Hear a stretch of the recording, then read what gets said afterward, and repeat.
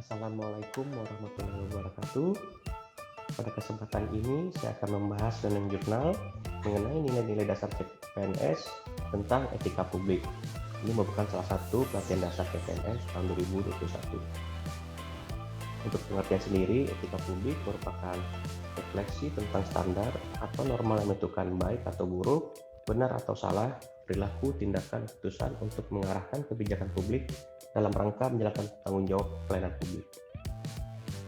Sedangkan kode etik merupakan peraturan yang mengatur tingkah laku dalam suatu kelompok khusus dan sudut pandangnya hanya ditujukan pada hal-hal prinsip dalam bentuk ketentuan-ketentuan tertulis. Terdapat beberapa prinsip aparatur negara.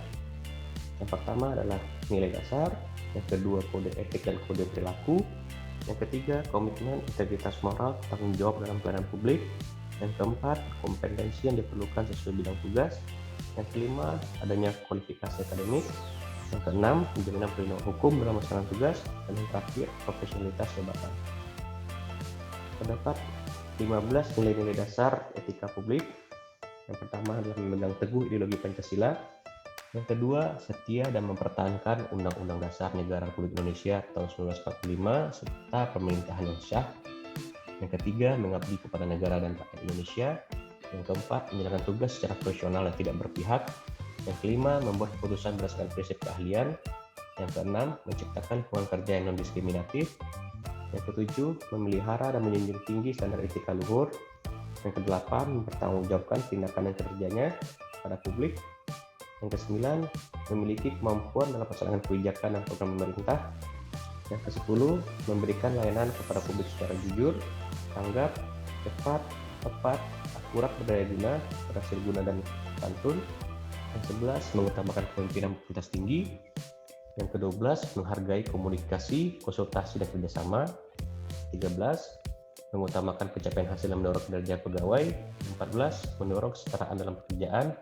15, meningkatkan efektivitas sistem pemerintahan yang demokratis sebagai perangkat sistem karir. Terdapat 12 kode etik dan kode perilaku ASN. Yang pertama, melaksanakan tugasnya secara jujur, bertanggung jawab, dan berintegritas tinggi. Yang kedua, melaksanakan tugasnya secara cermat dan disiplin. Yang ketiga, melaksanakan tugas sesuai dengan peraturan perundang-undangan. Yang keempat, melayani dengan sikap hormat, sopan, dan tanpa tekanan.